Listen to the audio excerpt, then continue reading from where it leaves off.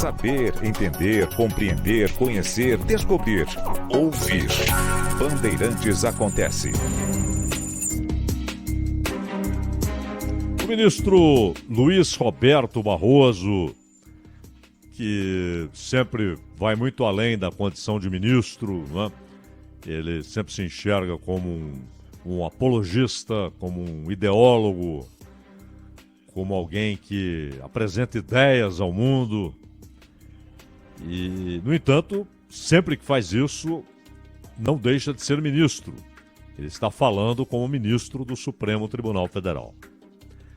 E resolveu, inclusive, falar a respeito de decisões da Suprema Corte dos Estados Unidos a respeito do aborto. E não foi só isso. Ele até falou durante a palestra, né? Sigamos a viagem. Então ele passou por muitas estações, navegou bastante o Barroso nessa palestra e na entrevista que concedeu à BBC. Então, sempre lembrando, houve uma decisão histórica da Suprema Corte dos Estados Unidos a respeito do caso Roe versus Wade. Foi um caso julgado em 1973. E estabeleceu, então, aquela decisão da Suprema Corte em 73, o aborto, respeitadas algumas condições, como um direito constitucional nos Estados Unidos. Qual foi a base da decisão de 73? Foi, na verdade, um ponto da Constituição dos Estados Unidos que faz referência ao direito à privacidade. E alguém pode, como muitos fizeram, né, questionar que relação há uma emenda que garante direito à privacidade, direito, aliás, muito importante, e aborto. Ocorre que esse direito à privacidade foi usado e aceito em 1973 como argumento para dizer que o Estado não poderia interferir numa decisão pessoal. Por isso usaram o direito à privacidade como argumento. E 49 anos depois, a Suprema Corte dos Estados Unidos, de novo instada a decidir sobre o assunto, resolveu que esse argumento era paupérrimo, frágil, e que não poderia haver sustentação de um direito como direito constitucional com base em algo que só de maneira muito longínqua e até difusa tem alguma relação com o tema específico muito importante. Tema muito importante. Afinal, ao fim, é uma discussão sobre a vida. E uma discussão que vai além de aspectos biológicos, sociais, econômicos. Entra até no campo filosófico. Então, a decisão, ela não foi, em nenhum momento, essa decisão tomada agora, uma proibição do aborto. Em nenhum momento. Como, infelizmente, grande parte da imprensa, mundo afora, e desses que usam diversos canais aí para exporem suas ideias ou seus panfletos, eles deram a entender que houve uma decisão de proibição. Ora, se fosse uma proibição, não haveria a decorrência óbvia do que resolveu a Suprema Corte, de que cada estado deve resolver o que fazer.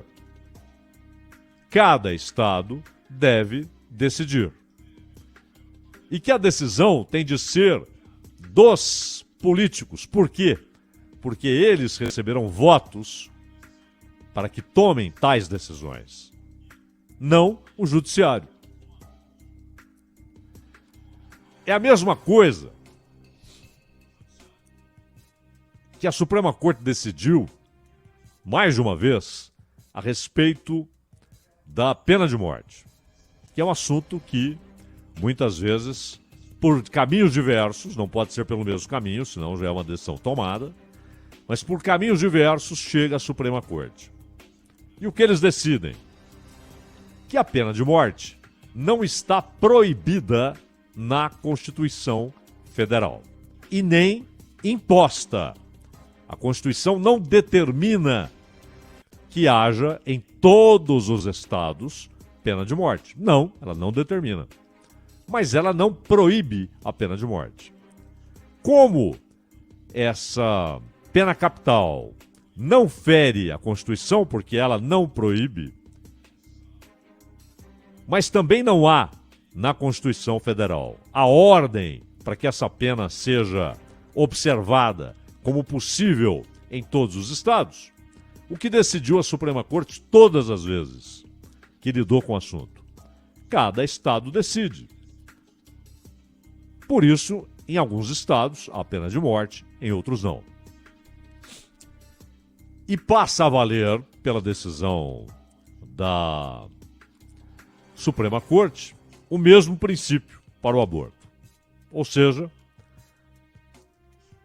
não há na Constituição a garantia, o direito constitucional. Portanto, se houvesse, ele seria obrigatoriamente válido em cada canto do território dos Estados Unidos. Como não há essa garantia, e o que foi feito em 73 foi uma conexão forçada entre direito à privacidade para dar a ideia de que a Constituição trazia o direito ao aborto como algo a ser estendido e observado em todos os cantos do país, deveria ser observado por todos os tribunais e por todos os governos. Isso não há na Constituição. A Suprema Corte só disse isso. Esse direito não está na Constituição. Portanto, cada estado deve decidir por quem é eleito para tomar esse tipo de decisão. Deputados, governadores, lá também há os senados estaduais, né? Então você tem um sistema bicameral em estados, tem Câmara de Representantes estaduais e tem o Senado estadual.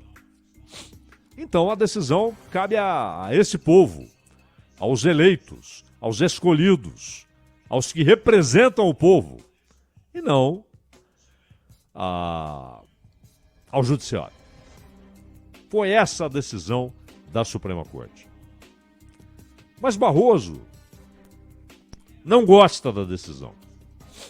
E Barroso parece acreditar que juízes, mais do que o texto que eles devem defender, eles devem se apegar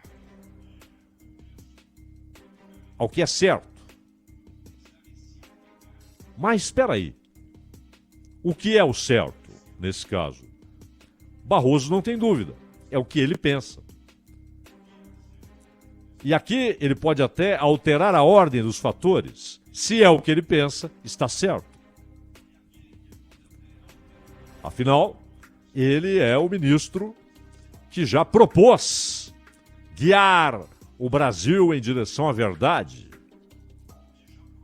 Ele não tem dúvidas em afirmar que está do lado certo da história. Ele não tem dúvidas em dizer que está do lado bom e que é preciso combater o lado mal. Ele não tem dúvidas. Tudo bem.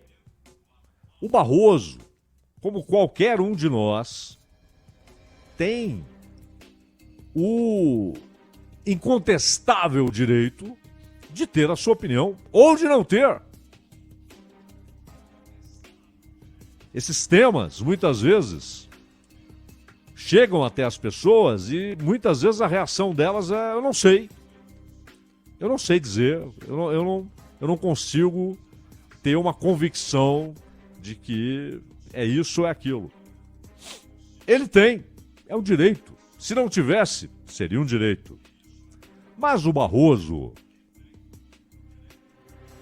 que é ministro em cada palestra, e por ser ministro é que é convidado para tais palestras, em várias partes do mundo, e portanto o que ele diz como ministro do Supremo Tribunal Federal do Brasil. E ele é ministro do Supremo Tribunal Federal, e ele é pago, muito bem pago, e tem direito a diversas mordomias, etc., como ministro do Supremo Tribunal Federal, para que ele cumpra, primeiro, óbvio, a função primordial, é claro. Se é primordial, ela precede todas as outras. Outras atribuições, missões, podem ser acrescentadas. Mas nunca ele pode fugir à missão primordial, à atribuição primordial. A delegação que a sociedade deu a ele para tomar decisões com base na Constituição, para defender a Constituição. E, se o que ele pensa contraria a Constituição, é diferente do que está na Constituição, ele, ainda que remoendo-se, tem de julgar e votar e decidir de acordo com a Constituição e não de acordo com o que ele, Barroso, pensa. O que ele pensa, ele pode colocar em livros, mas ele não pode colocar em votos. Os votos devem expressar só a Constituição. Lá na Suprema Corte, criticada pelo Barroso, porque ele falou a respeito. Ele disse que é um retrocesso. E falou algumas bobagens, aliás, a respeito do assunto. Mas a Suprema Corte dos Estados Unidos, ela tem suas divisões. Não apenas aquela que está sempre no noticiário, né? Conservadores e progressistas. Aliás, há uma petulância, né? Uma arrogância no uso desses rótulos. Como se as pessoas pudessem ficar ali encaixotadas e não pudessem nunca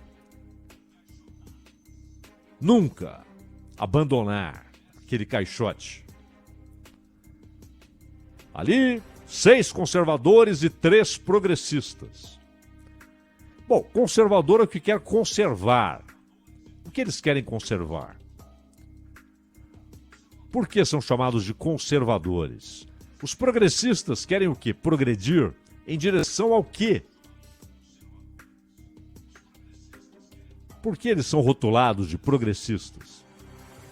Então esses rótulos minimalistas, né, simplórios, não explicam a complexidade das pessoas. Várias vezes, juiz rotulado como conservador votou com juiz rotulado como progressista e vice-versa. Depende do caso.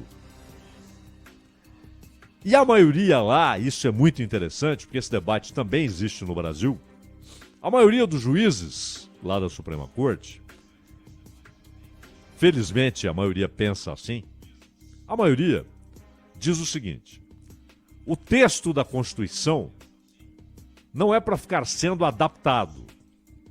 Os 7 artigos e as poucas dezenas de emendas acrescentadas ali a um ou outro desses 7 artigos, são só 7 artigos, Por isso dura tanto, são apenas princípios. As emendas é que trazem situações mais abrangentes, mas os artigos são princípios. Por isso é uma Constituição que dura faz tempo. E se forem mudá-la, vão fazer uma grande porcaria, não tenho dúvida. Ainda mais esse Congresso que está lá hoje, ou qualquer Assembleia Constituinte que resolvam fazer, com notáveis. Vão fazer uma grande porcaria. Então, está lá a Constituição. A maioria entende que o que está na Constituição, nesses 7 artigos e nas emendas, não tem de ser adaptado ao tempo, porque são princípios. Não são temporais. Não são datados. Não são princípios que valiam no final do século XVIII ou no início do século XIX e que não valem mais. Eles valem e devem ser o farol, a referência para cada decisão dos ministros, dos juízes. Ministros é como chamamos aqui desde a ditadura Vargas, né? Eles passaram a ser chamados de ministros. Aliás, um termo incorreto e até comprometedor. Eles são juízes. Não estão lá representando um outro poder, um governo. Eles são juízes. Então, a maioria entende que os juízes devem apenas respeitar aqueles princípios e julgar de acordo com aqueles princípios que são a Constituição dos Estados Unidos. Mas há uma minoria que acha que não, que é preciso adaptar, é preciso ler de outra maneira, é preciso acrescentar subjetivismos, é preciso mudar sem mudar. Você não reescreve, mas você diz que aquilo não quer dizer o que antes dizia, agora quer dizer outra coisa. E o Barroso, aqui no Brasil, representa essa corrente. Não solitariamente, hein? Ele não é o único. Sabemos disso. Alguns por conveniência. Vez ou outra, falam, bom, já que inauguramos a prática de subjetivismos, de interpretações criativas, passando por cima do que diz o texto constitucional, eu também vou fazer aqui, só agora, não por princípio, por acreditar nisso como doutrina, mas porque é um caminho que outros usam, vou usar também, porque me é conveniente nesse assunto. O Barroso não. É uma visão doutrinária. Mas ele resolveu ser o ombudsman das cortes, que no mundo há, e disse que foi um retrocesso. Ou ele não entendeu a decisão apenas reafirma o que está na Constituição. Não foi uma decisão ideológica, foi apenas uma resposta. Olha, a Constituição não diz que isso é um direito a ser imposto em todos os estados ou a todos os estados e, portanto, cada estado que resolva. Barroso disse ainda que é uma decisão contra-majoritária, que impõe uma agenda, essa palavra já entristece, né? Uma agenda conservadora numa sociedade que já havia superado esse problema. Ele falou isso assim, desabrido, sem assombros, sem contenções, sem pensar duas vezes. Contra-majoritária? Mas espera aí. Qual a base para essa afirmação? Quem disse que a sociedade dos Estados Unidos majoritariamente defende isso ou aquilo? Inclusive há oscilações tremendas. E são correntes distintas com representações fortes em todos os estados, e também nos parlamentos diversos, ou seja, nos estaduais, no federal, no Senado, impõe uma agenda conservadora. Ou seja, a visão do Barroso é sempre ideológica. Ele parece não entender que um juiz decide não de acordo com o que pensa, mas de acordo com o que a Constituição diz. Ainda que ele pense diferente da Constituição. Ele não é pago para impor suas opiniões e seus pensamentos. Ele é pago para defender a Constituição e deve fazê-lo em seus votos, em suas decisões como juiz. É isso. Qual o segredo? Qual a dificuldade? A sociedade brasileira não sustenta o Supremo, o STJ e todas as cortes, todos os tribunais, para que haja um embate ideológico entre os juízes. Eles não são pagos para isso. Eles são pagos para que defendam a lei, aplicando a lei nas suas decisões. E no caso específico do Supremo, a lei maior, a Carta, a Constituição, aquela que prevalece sobre todas as leis ordinárias. É para isso que Barroso é pago.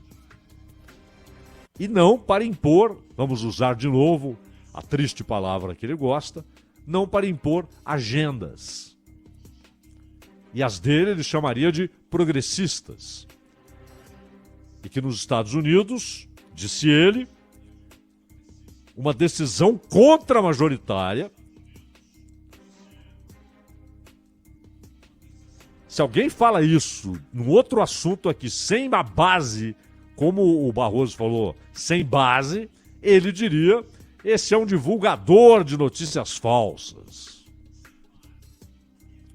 Está dizendo uma coisa que não tem prova, não tem comprovação, não se sustenta. Mas ele diz sobre outro país, sobre uma decisão de outra corte, contra-majoritária, e que impõe uma, aspas, agenda conservadora, fecha aspas, numa sociedade, aí vem, que já havia superado esse problema. Não, meu amigo. Ninguém superou esse problema. Não há solução alegre para esse problema. Houve uma decisão tomada em 73, pretensamente com base em outro dispositivo, em outro artigo constitucional, que falava de direito à privacidade. E agora, a mesmíssima Suprema Corte, com outra composição, mas é a mesma instituição, com o mesmo poder, com as mesmas atribuições, com a mesma autoridade, ela diz não. Aquela decisão foi tomada sobre uma base fragilíssima, que não se sustenta. Portanto, a partir de agora, cada estado decida o que fazer. E aí, o que Barroso imagina ser majoritário, certamente usará as urnas e terá esse assunto como critério de voto. Percebe, Barroso? Democracia é isso. O eleitor vai lá e fala: esse cara aqui concorda comigo nesse assunto que eu considero vital. Pronto. E aí, essa maioria que você garante haver formará maiorias nos parlamentos estaduais. Colocará governadores que concordem com essa maioria que você diz haver. Pronto. E aí eles vão legislar com o direito garantido pela Suprema Corte. Vocês têm esse direito. E mais, haverá estados em que o assunto será motivo de referendo. E aí a maioria que você diz haver tomará a decisão, imporá a sua posição, porque é a maioria. E em vários estados, se houver referendo, haverá maioria. Em outros não. São diferentes. São estados com formações diferentes, histórias diferentes, bases culturais, ideológicas diferentes. É normal isso. O Brasil é assim. A uniformização que muitas vezes a mídia sugere e os políticos sugerem e acadêmicos sugerem, ela não há no Brasil. Um país grande desse nem pode haver, nem seria saudável tivéssemos uma sociedade uniforme, como as ditaduras gostam, né? Sociedade uniforme. Não. São diversas sociedades formando uma só. Essa é a riqueza. Então, em alguns estados haverá, em outros não. Mas o Barroso não teve a menor inibição em julgar uma decisão de uma corte de outro país. E com base em argumentos muito frágeis. Ele, Barroso, usou argumentos muito frágeis, puramente de acordo com o que ele pensa. E como ele pensa, ele julga que é inquestionável, que é a verdade, ele não é o que conduz à verdade. E não é assim, Barroso. Um homem, se dizer a verdade, só houve um, Jesus Cristo. Ele é a verdade. Nós outros não. Nós vamos observando, olhando, experimentando, observando o que ocorre, o que a história ensina. E temos, claro, nossas opiniões, que não devem ser impostas como a verdade nesses assuntos seculares. Insisto, verdade só Jesus Cristo. Caminho só Jesus Cristo. Vida só Jesus Cristo. Tudo que sai disso é mentira, é morte, é desse caminho.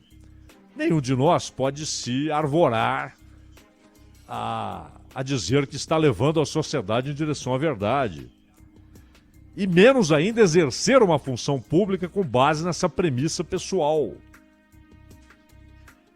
Não pode. E só uma coisa, para finalizarmos aqui essa prosa, o Barroso é bom, de todo modo, que ele tenha essa sinceridade. É bom. Sinceridade é bom. E é bom que o sujeito fale com sinceridade. Que não se esconda atrás de lugares comuns, né? De eufemismos. Mas ele precisa entender esse ponto crucial para um juiz.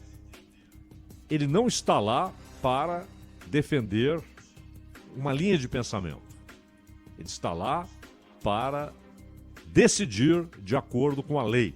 No caso dele, e também dos juízes lá da Suprema Corte dos Estados Unidos, e dos pares dele, Barroso, aqui no Brasil, com base na Constituição Federal do Brasil. É só isso. Eles são funcionários públicos. Eles têm um poder que lhes foi delegado pelo povo. Eles não são o poder. Eles não são o Estado. Eles não são a justiça. Eles não são a justiça. Eles são juízes com a atribuição de defender aquilo que em certo momento foi um consenso, ou pelo menos foi o texto que a maioria produziu por intermédio de seus representantes, a Constituição. Nada mais. Ronald. Este o Bandeirantes Acontece, todos os temas de abertura aqui do Acontece ficam disponibilizados para você em todas as nossas redes, consulte lá, dê uma olhadinha no nosso site também, é o site radiobandeirantes.com.br. Todos os conteúdos, inclusive o podcast Entendendo a Notícia, que é com o Cláudio Zaidan, está lá disponibilizado para você. Rede Bandeirantes de Rádio.